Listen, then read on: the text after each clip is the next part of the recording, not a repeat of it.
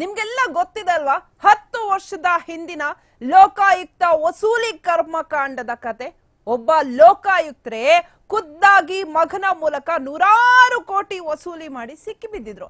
ಅವ್ರ ಮಗ jail ಸೇರ್ಕೊಂಡ. 10 IPS ಮತ್ತು ಪೊಲೀಸ್ ಅಧಿಕಾರಿಗಳು ಕೂಡ ಜೈಲ್ ಸೇರಿದ್ರು. ಆಮೇಲೆ ಏನಾಯ್ತು ಹೇಳಿ, ಲೋಕಾಯುಕ್ತವೇ ಮುಚ್ಚಿ ಹೋಯ್ತು.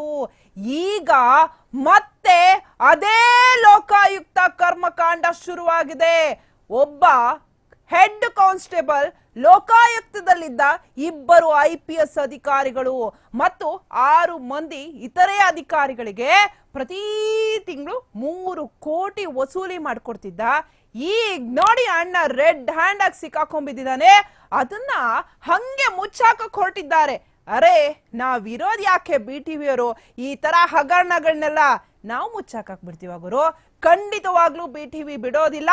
ಆ ಕಾನ್ಸ್ಟೇಬಲ್ ನಿಂಗಪ್ಪ ಮಾತ್ರ ಅಲ್ಲ, ತಿಂಗಳಿಗೆ 3 ಕೋಟಿ ತೆಗೆದುಕೊಳ್ತಾರಲ್ಲ ಅವ್ರ ಅಪ್ಪಂದ್ರೆಲ್ಲ ಇದಾರಲ್ಲ, ಅಂದ್ರೆ ದೊಡ್ಡ ದೊಡ್ಡ ಕುಳಗಳೆಲ್ಲ ಇದಾರಲ್ಲ, ಅವ್ರೆಲ್ರೂ ಜೈಲ್ಗೆ ಹೋಗೋವರೆಗೂ ಕೂಡ ನಮ್ಮ ಹೋರಾಟ ನಡೆಯುತ್ತೆ, BTV ಹೋರಾಟ ನಡೆಯುತ್ತೆ.